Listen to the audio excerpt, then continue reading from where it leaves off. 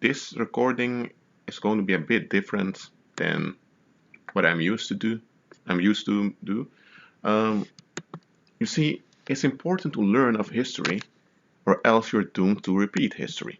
So, what I'm doing now is I'm going to talk about history, and I'm going to give information.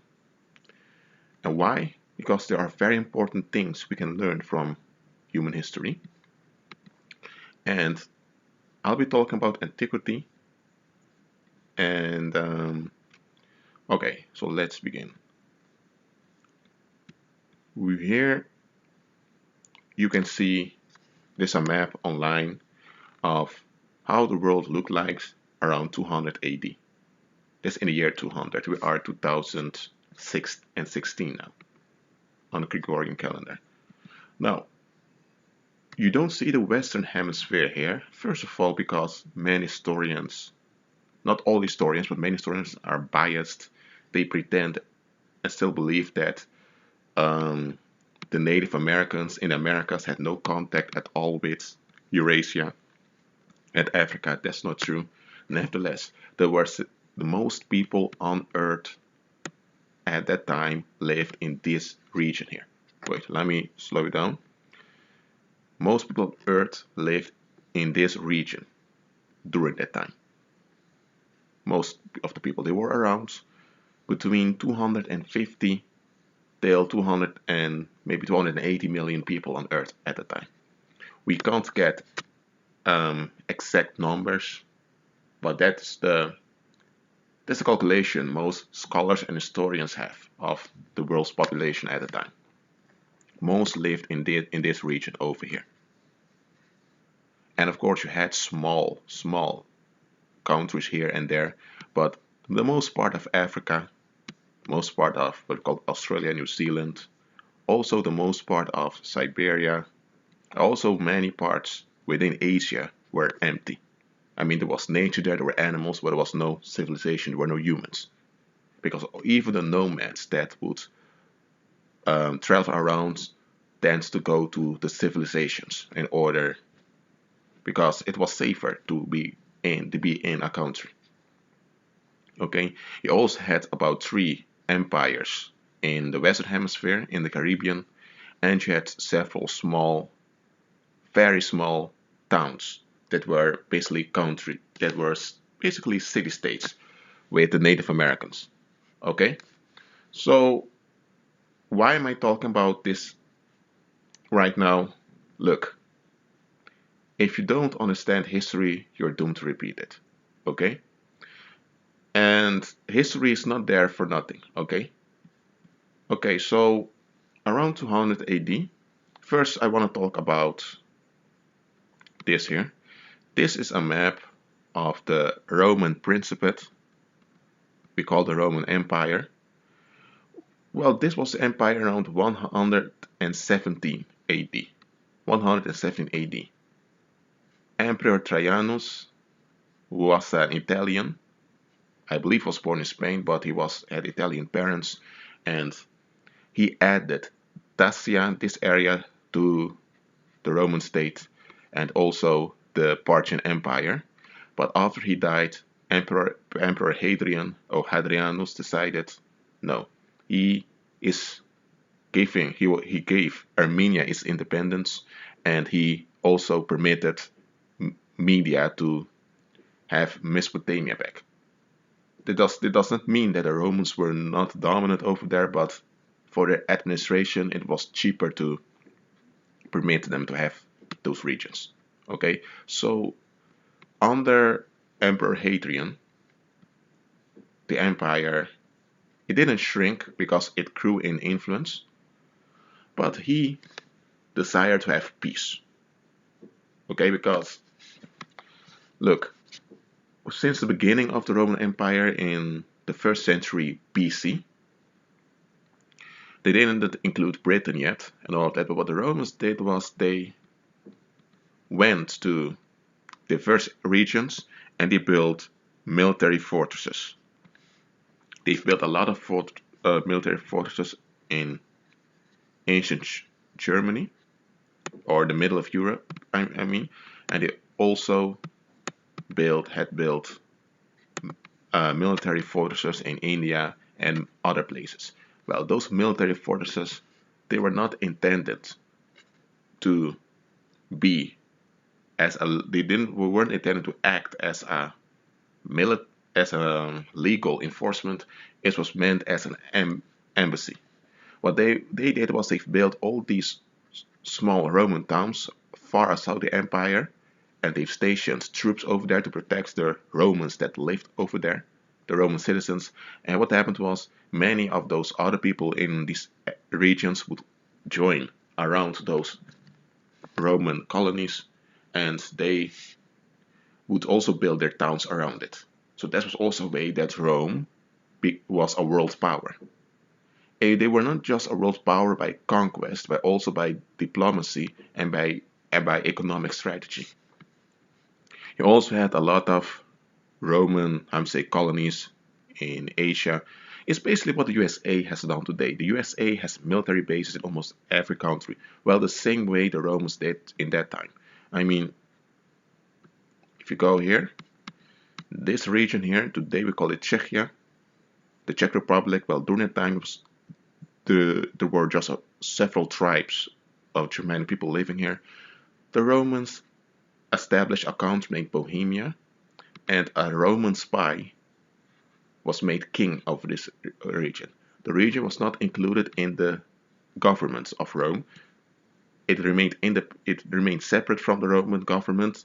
It did not become a province, yet Rome had the say over it because the military responsibility for that country, it was funded by Rome. For example, ancient Norway, it was called Nerigos at the time, became economically dependent upon coal. That's this region of the empire and also later of Britain. The same with Ireland, the same with the ancient Baltic states. You get what I'm saying here? So Rome was a world power. And what's the thing with Rome? It was the height of antiquity. Let me go back over here. As I mentioned before, most people on Earth lived in this region over here. Okay? The Roman Principate had around 60 million people. And if you encounter the rest of Europe and this part of the Middle East with it, they had certainly around 100 million people in their direct influence in this region. So both the Principate itself and the nearby countries and tribes, they had around 100 million people in their direct dominance. And of course, they had colonies here and there. And so they had economically, by sea, they had dominance over the whole world. They were the world's power. Now, why did it collapse? Now, first of all, it collapsed due to the rise of Christianity. Okay? It would be foolish to think that Christianity had nothing to do with it. Okay? But what I want to point out to you is that the gospel is not the only reason why the Roman hegemony basically fell apart. So I'm going to discuss this with you. Okay, you see this map over here? They had around 60 million people. And let's exclude Armenia and Mesopotamia. Till here. And also this Arabia Petra was a new province that was installed, and that province was much larger than the map until it basically went still what they call Mecca. Okay, the Nabatean kingdom became the Arabia Petra province. So now you had Egypt. In Egypt, the agriculture was, Egypt was basically the source of grain for the empire. So here from Egypt, most of the time they got the grain. What the Romans also did was, near the shores, they would plant miles long of farmland They would plant a lot of trees, and by doing that, the area remains green. They fought against deforestation, and by doing that, they had a lot of agricultural products that were in abundance because those farms were not privately owned, they were owned by the Roman state. And they had slaves working on those farms. So beside the roads, you had those corporate farms that produce a lot of food. And they also had they didn't have refrigerators, but they had their technology in ancient times to preserve their food supplies for a long period of time.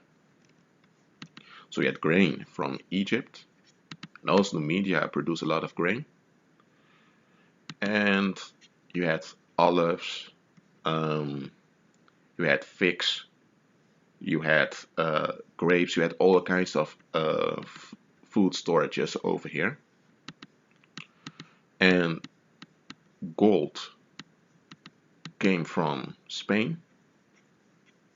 You had a lot of pigs also because pork was a beloved dish in antiquity. So a lot of pork coming from Spain over here. Yeah, you had also many fast horses coming from Spain also, which were used throughout the region to transport goods and people and leathers. In Gaul, you had the marine bases over here, and those marine bases were used for expeditions throughout Scandinavia. And those marine bases were also places where merchants and traders and diplomats from these regions came to Gaul. And in the middle, in the east here, you had, let me say, consulates for the Asian civilizations from here. They will travel by land, either by the desert over here, or below the Tibet over here, and they would come here to trade also. And you also had the Alpine area, the Alpine region, where they would process metal objects. For example, the blacksmiths were of the Alpine area were also very important. And there was also wine, expensive luxury wine from this area called Raetia. Okay, so when you look at it, it was a very powerful and I won't say secure, but it was a very powerful civilization that was the dominant civilization of the whole world at the time. It collapsed. Okay, I just wanted to I shared all this information to you to give you an insight how things were at the time. And there's another thing, also transportation was quite, how do I say it, quite advanced. If you wanted to, let me say, if you wanted to go travel from Olisipo, that's today the city is called Lisbon, and you wanted to go to, let me say, for example, Odessa. Odessa was a Greek town that was founded around here. It still exists till this day in Ukraine. So if you wanted to travel this distance over here, it would take around 10 days or 11 days. As I mentioned before, they had very fast horses in abundance. So you could take, if you would pay a few silver coins, you could easily travel all the way here by chariot service, and within 10 days you would be over here by land. Normally, for the common people with donkeys, it would take, and without all these road systems, it would take around 1 month or 40 days. Okay, so, and if you wanted to go from here, from Morocco to present-day Morocco, all the way to the northern of Britain, and there's there ancient Scotland, it would take around 6 days. So travel was efficient, there were enough food supplies, there was also entertainment. This is just to show you guys that just having wealth does not guarantee anything. Okay? And if they wanted to travel to those other countries, there were also international roads over here, of course, he had very fast horses. The Chinese and ancient Koreans also had very fast horses, so this went quite remarkably well. But there's a very great weakness. There was a very great weakness, I mean, in this whole thing. And I'm going to reveal it onto you.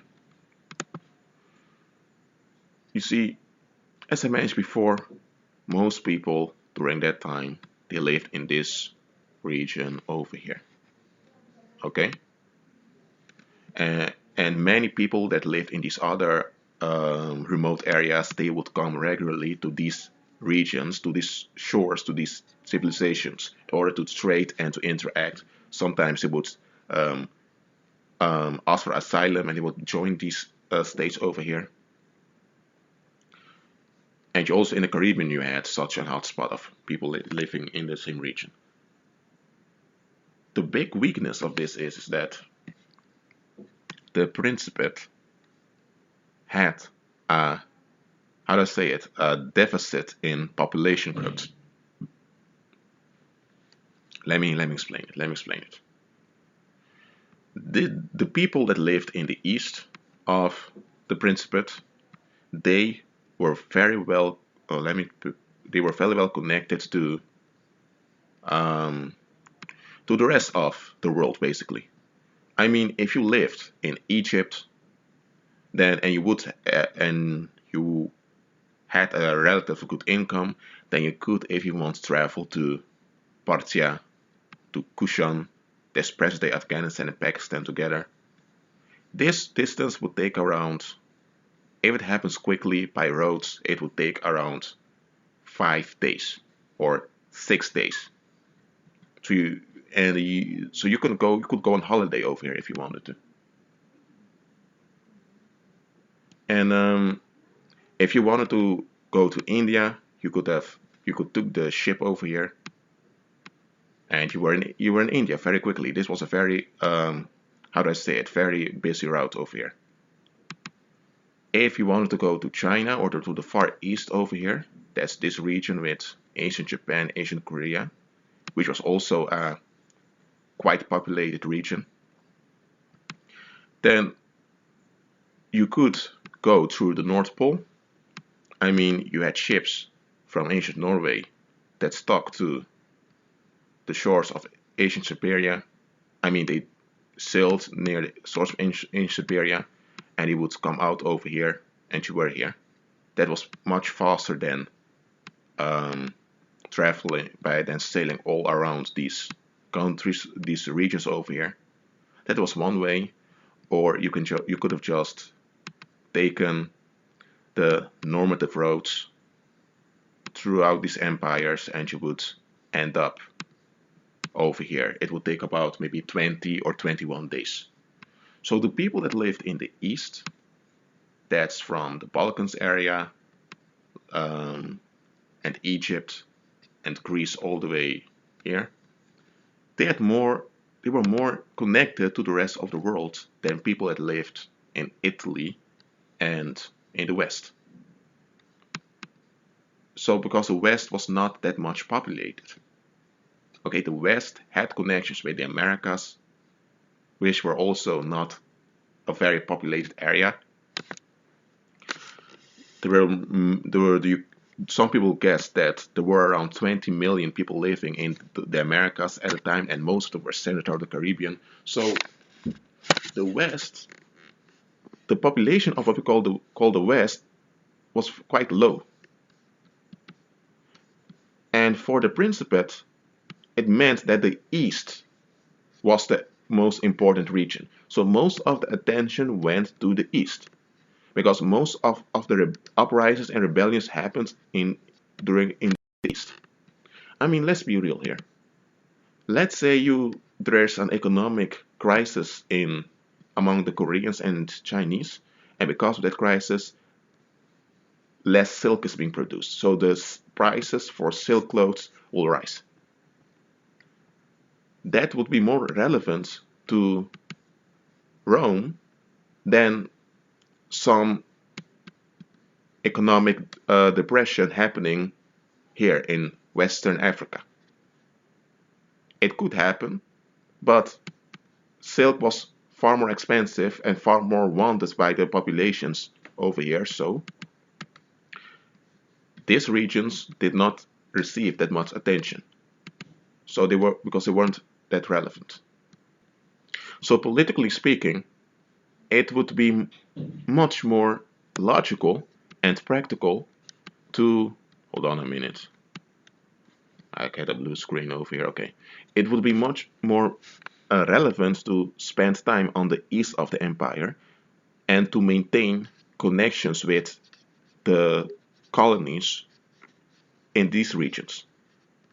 And listen, the population here was also higher, so you had more soldiers and more postal services operating over here. So, so you understand the picture now. So what's the problem of that?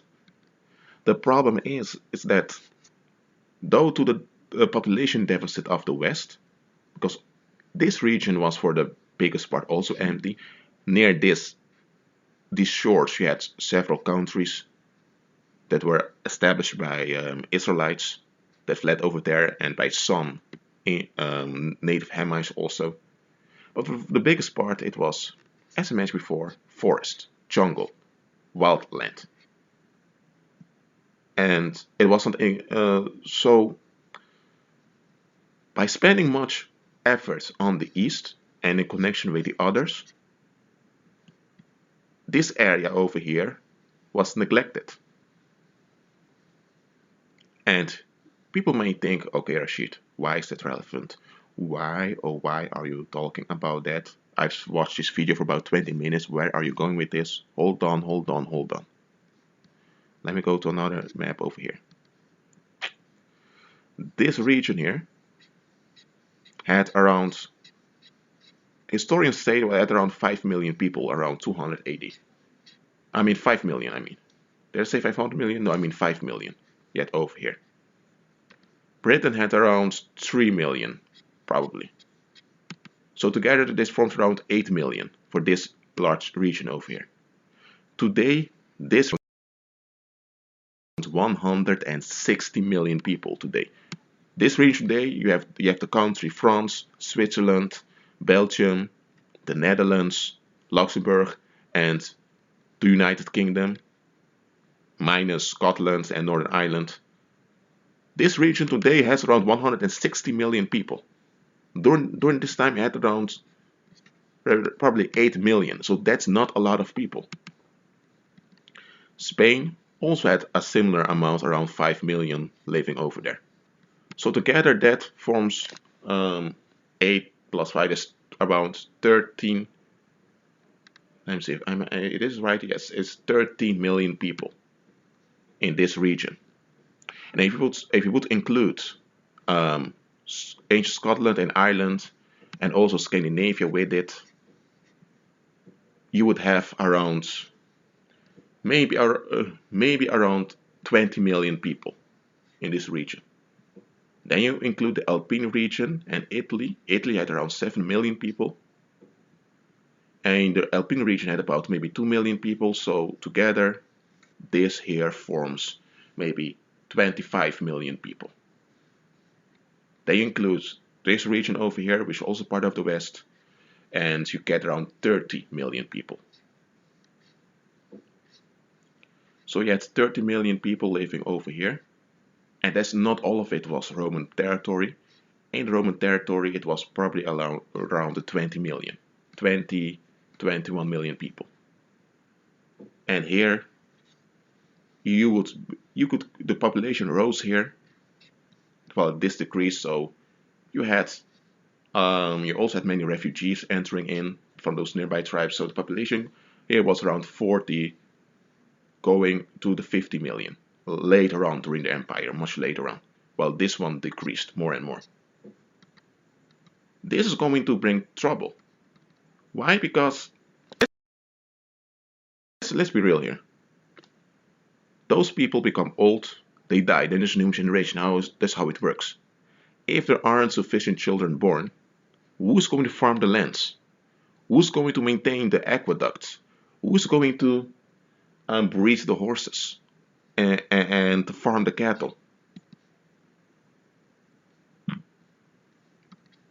You see, so what happens was that often you had soldiers from Assyria and Syria itself being imported over here in order to hinder the population deficit.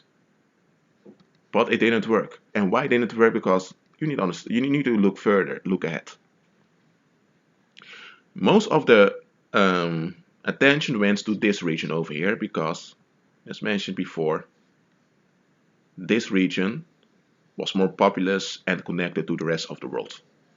So this region was a relevant region. And Greek was the international language, and so people, governments, and international traders, they all spoke ancient Greek. And Greek was became the mother tongue of people in this area. Often they spoke Greek before they spoke their domestic cultural language. So you had people from Judea that spoke Greek as a native language instead of Hebrew. Those things happen. So the tension goes over here. And what happens over here then? The people over here, they don't have much conflict. Because you can understand that if this region here is a relevant region, it means that, and if this region is more populous, there will be more fights concerning resources, there will be more court cases, there will be more attacks, there will be more refugees that want to enter and exploit the empire. So this region had more conflict.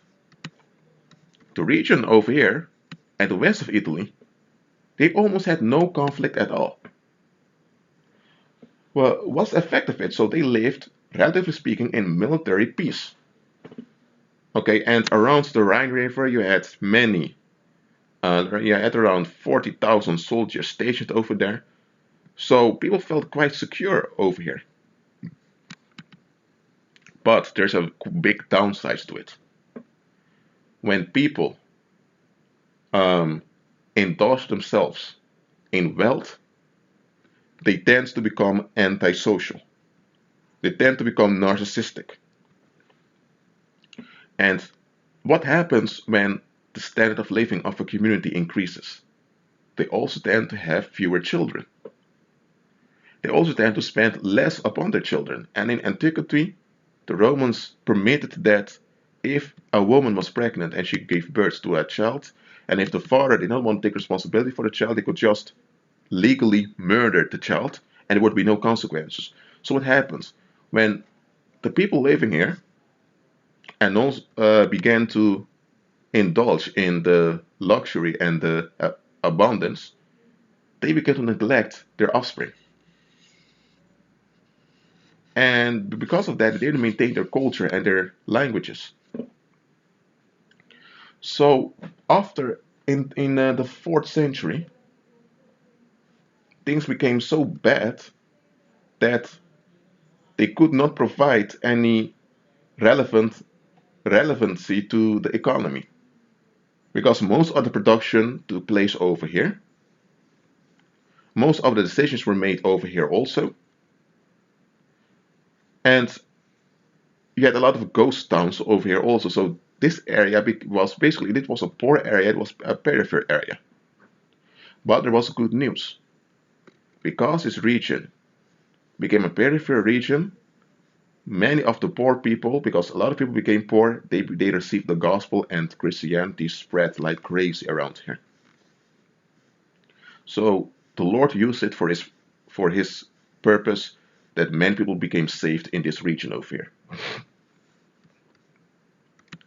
And so what happened during the third century? There was a big crisis because Rome was more focused here. This region was a bit neglected, so there were all kinds of uprisings, people rising up, wanted to claim their independence over here. So now the soldiers were needed to deal with it. But what happened? What Rome did since Emperor Hadrian was, besides having those small towns and satellite countries over here, they began to pay the local raiders over here money. They would gather taxes from people all around, and they would pay those people in order to appease them so that they won't attack the region. What happened? The money, that means the silver, gold, and bronze they paid those people, they began to use it to their own advantage, and they began to invade these regions anyway. So eventually, most of the soldiers in the army were not even Roman, in the sense that they did not share the Roman culture. They did not care about the Roman culture. They only cared about the money and what they could do with it. So you could easily bribe one of those soldiers in at the front, and you could enter in. So for the West, it weakened the West. So then you had Emperor Constantine. We know about him. He unified the Roman Empire so that Rome remained the world's power. But he installed Christianity, not just Christianity, I mean a counterfeit Christianity. Catholicism came into existence, which is a mixture of Christianity with paganism, and Catholicism was centered in Rome, but he removed the government to Byzantium and called this after himself Constantinople. So now Rome remains the traditional capital, but only for religious purposes, but the real government took place over here. And that was not a surprise because, well, most of the interactions with the world was with this region anyway. You had the Caribbeans, but there was interaction, but the interaction was minimum. So by moving the capital to the east, he basically split the empire in two. So you had the rich and wealthy Roman Principate over here, and you had the poor and ghetto Roman Empire in the west over here. Now, during this time, Rome was still the world power. They still dominated and kept in check all these other kingdoms and countries and states on earth. Christianity grew and grew over here. Christianity spread all around the world, but for the majority it grew in the West. Also in the Caribbean you had Christianity, because they found Roman inscriptions at the Mayan temples with Christian symbols. So there was interaction, and Christianity, the word of God spread, praise the Lord, over there. And in the 5th century, beginning of the 5th century, it was over with the West. And people say, well, the barbarians began to invade. That wasn't really the case. I mean, this region was bankrupt, basically. And the population was also quite low, so in order to make sure that it didn't collapse completely, they had to permit many migrants from these regions to enter in. So many Germans and people from ancient Sweden also entered Gaul, and they settled in these regions. But here's another problem. They brought their own culture and their own. They enjoyed the Roman style of roads and cities, but they didn't want to fully give into the Roman religion, all of that. And many of the people that joined also became Christians. So when they entered here, they brought their way of thinking with them, and there was culturally the West became less and less Roman. So many of the legionaries over here, many of the soldiers for the Roman army over here, they felt no inclination anymore to the Roman city. Most of them never even visited the Roman city. And also the population in Britain was declined so dramatically that they needed many Germans, Saxons, Anglo people. Many had to migrate over here, thousands of them, in order to fill in the deficit. But even still, the population was quite low. And besides that, you also had revolts and chaos over here. But the soldiers couldn't be paid because a soldier was expensive. So in 410, the Emperor Romulus sent a message to the army to leave Britain. to give up Britain. So the Romans left Britain. And after that, Britain collapsed completely. You had some of those migrants from these countries here.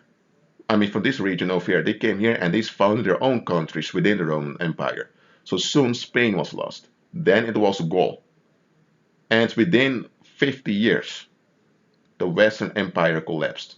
Now hold on a minute. The government was centered in Byzantium, Constantinople. But Rome still was the religious and the traditional world power. So even though there were basically two capitals, Rome, the empire was still the world power. But after the West collapsed, because you need to understand, even though this area was basically a ghetto, they still provided economic services to the east, which was also invested into these other regions. You see?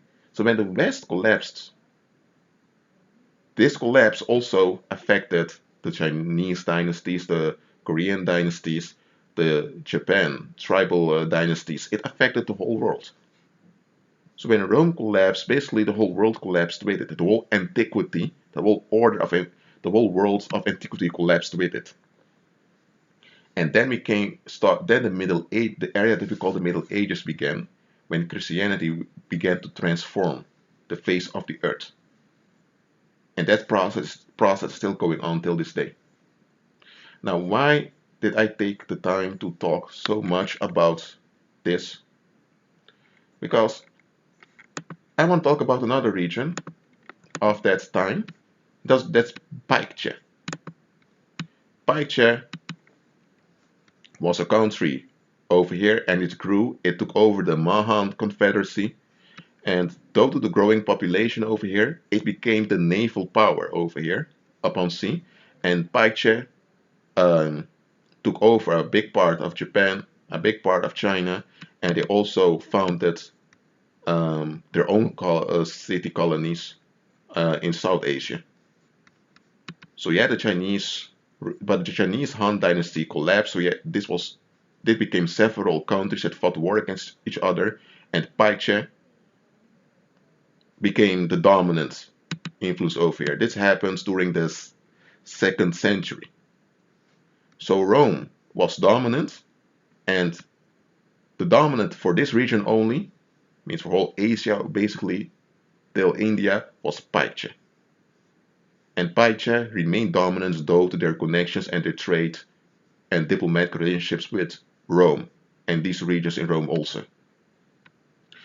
Baekje made a quite mistake, because they took over many of these other regions, but they began to export much of their bronze, silver, and gold.